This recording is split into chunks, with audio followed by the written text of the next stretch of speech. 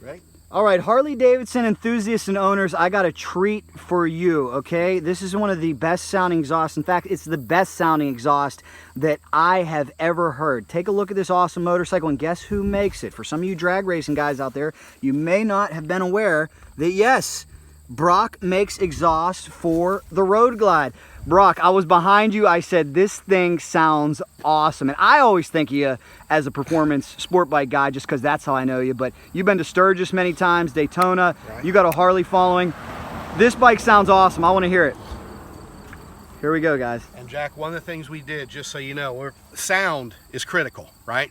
We use the same technology in our Alien heads and some of our other bikes where we do a double wrap. So you get a nice sound. It's not obnoxious, and it never changes. It doesn't blow out of the exhaust. So it sounds aggressive, but it's not ridiculous.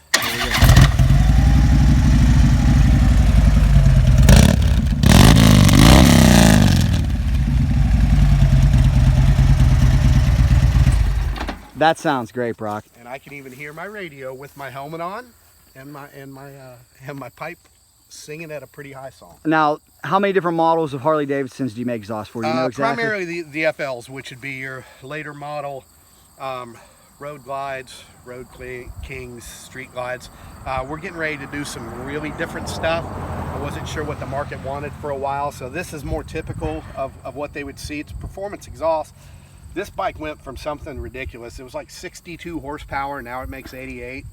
The BST wheels make it feel a couple 100 pounds lighter. Well, I'm glad you talked about that, guys. So first off, everybody wants their bike to sound cool and stand out. A Brock's exhaust system is going to do that. You want to take it to the next level a la Brock's drag racing technology. As he just said, BST carbon fiber wheels. Okay, we also have a little bit of a swing arm on this, don't we?